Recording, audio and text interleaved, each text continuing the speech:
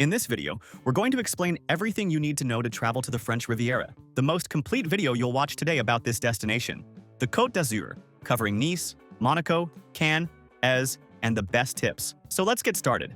The French Riviera, or Côte d'Azur, is legendary. It's the stretch of coastline in southeastern France that goes from Saint-Tropez to the border with Italy. It's a place that mixes the extreme glamour of Monaco's casinos and the Cannes Film Festival with the rustic beauty of medieval hilltop villages and a sea of an unforgettable deep blue. But before we talk about the destinations, let's get to the most important logistics. When is the best time to visit the French Riviera? This is a summer destination. You need to go when it's warm to enjoy the beaches. The best time by far is the shoulder season. We recommend May, June, and September. In these months, the weather is perfect. Warm enough to swim, the seawater is great, and the crowds are a bit smaller. We strongly recommend avoiding the months of July and August. This is the high season. The region gets unbearably crowded and expensive. Winter, from November to March, is very bad for this destination.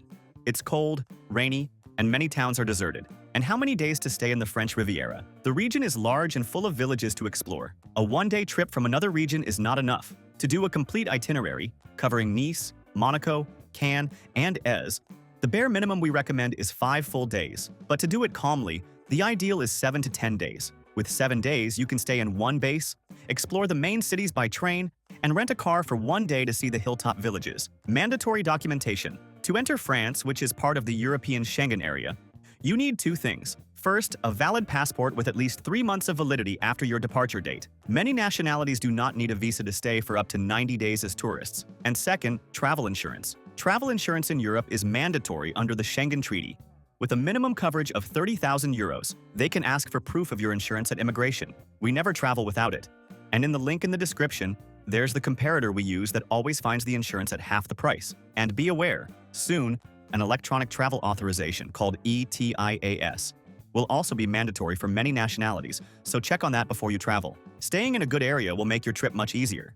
You'll be close to all these tourist spots. The strategy on the French Riviera is to choose one base city. The best base by far for most travelers is Nice. The pro is that Nice is the largest city, has the international airport, and the main train station. From there, you can get to Monaco in 20 minutes and Cannes in 30 minutes by train. The hotels are more numerous and therefore cheaper than in neighboring towns. And Nice has a real city life, with local restaurants and markets. The con is that the main beach, on the Promenade des Anglais, is a pebble beach. The second option is Cannes. The pro is the glamour of the Croisette and the fact that the beaches in Cannes are sand, which is rare in the region. The con is that it's more expensive than Nice and is more isolated on the west side, making the trip to Monaco longer, about 1 hour. The third option is Antibes. The pro is that it's perfectly halfway between Nice and Cannes, has a charming walled old town, the port of giant yachts, and also has sandy beaches. The con is that it's a smaller city, with less nightlife than Nice. We created this custom map, which explains exactly which is the best region. If you stay in Nice, near the Promenade des Anglais or the Old Town,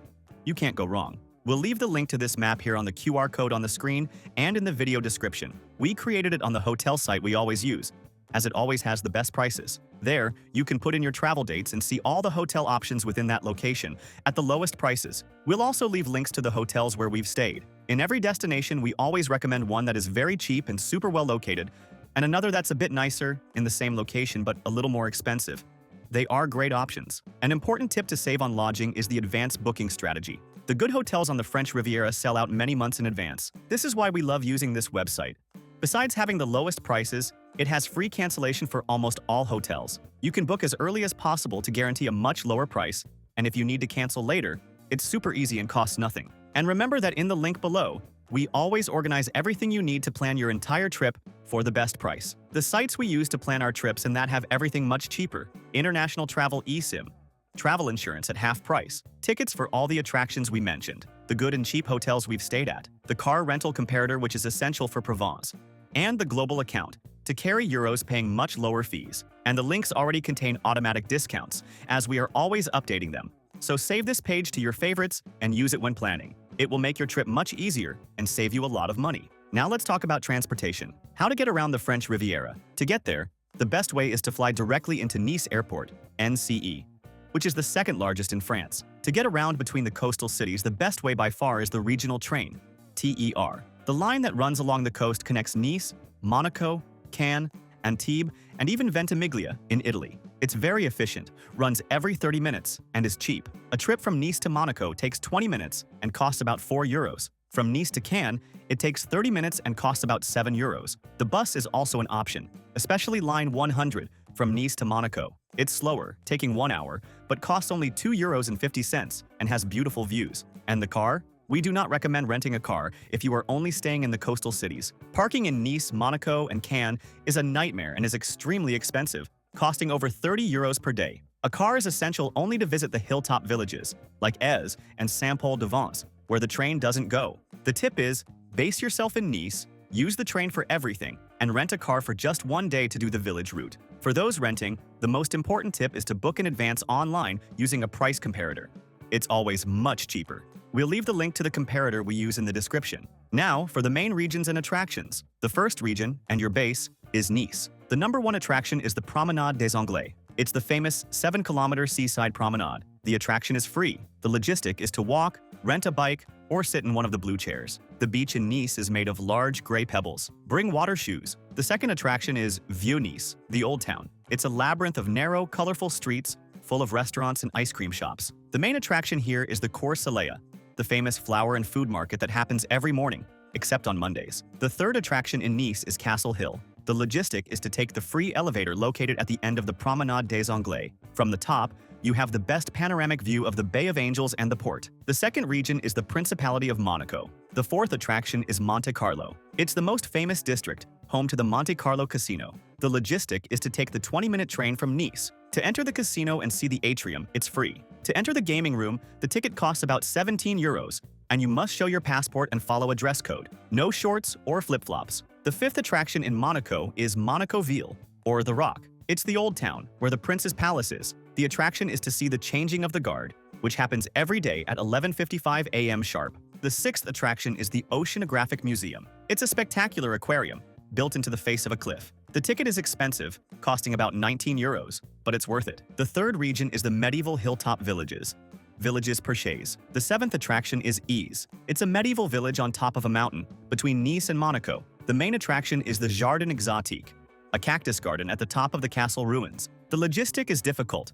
You need a car or the 82 bus, which leaves from Nice. The entrance to the garden costs 7 euros and has the most beautiful view of the entire French Riviera. The eighth attraction is Saint-Paul-de-Vence. It's another medieval village, but focused on art. It's famous for its dozens of art galleries. It's located inland. The logistic is by car or the 400 bus, which leaves from Nice and takes 1 hour. The fourth region is the cities of glamour and art. The ninth attraction is Cannes. It's the city of the famous film festival. The attraction is walking down La Croisette, the chic promenade, and seeing the Palais des Festivals, where the event is held. Unlike Nice, the beaches in Cannes are made of sand. The 10th attraction is Antibes. The main attraction is the Picasso Museum, located in the Grimaldi Castle, right on the sea. It's where Picasso lived and worked. The ticket costs 8 euros. An important tip that will save you time and money is to buy tickets for attractions and tours in advance. Buying on the spot is always more expensive, and the most famous tourist spots like the Picasso Museum or the Oceanographic Museum of Monaco can have lines. We'll leave the link on the QR code on the screen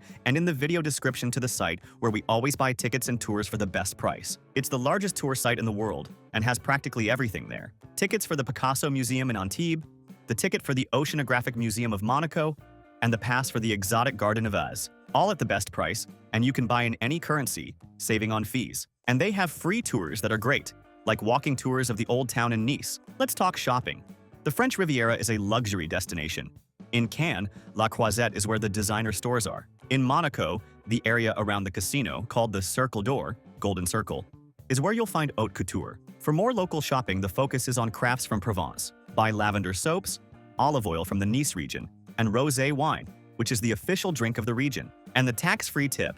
The tax in France, VAT, is 20%. You can request a refund on purchases over 100 euros. And for those who are new here to the channel, welcome. Our mission is to help you travel more and better around the world. If you're enjoying it, subscribe to the channel and like the video. It helps us a lot. Speaking of gastronomy, the food of the French Riviera is a mix of French and Italian. It's light and Mediterranean. The typical dishes of Nice are socca, a thin chickpea flour pancake, the pissaladière, a caramelized onion and anchovy tart, and the original salade niçoise, ratatouille, the famous vegetable stew, is also from this region. For restaurant suggestions, starting with the cheap ones. In Nice, for the best socca, Go to Chez Pipo, near the port. It's an institution. You can eat for less than 15 euros per person. Also cheap, in the old town of Nice, is Chez René Saka. It's a street food place where you order at the counter and sit at tables in the square. For an expensive experience with the best view, go to Le Plongeoir in Nice. It's the most iconic restaurant, built on a rock in the sea. It's expensive.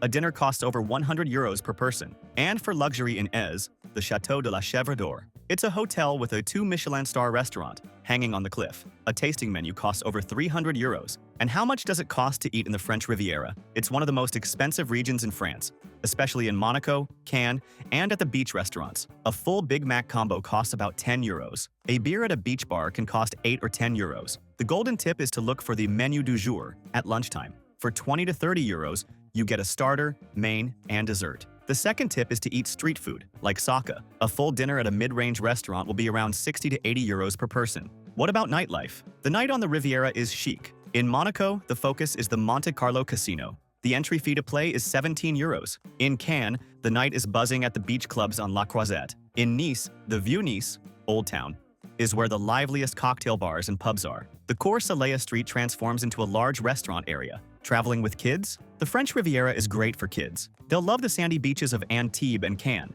The Pebble Beach in Nice is not the best for them.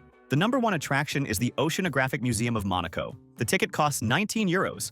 It's one of the oldest and most beautiful aquariums in the world. The Marineland Park in Antibes is also an option, with dolphin and orca shows. Combining your trip? The French Riviera is perfectly located. The most obvious combination is with Provence. You can rent a car and in 2 hours be in Aix-en-Provence or Avignon to see the lavender fields. The second combination is with Italy. From Nice, you can take a regional train and in 30 minutes cross the border to Ventimiglia, Italy, or continue for another hour to San Remo. And from Nice, you can take the high-speed TGV train and be in Paris in 5.5 hours. If you liked the video, like and subscribe to our channel to always travel more and better around the world. Thank you very much and have a great trip.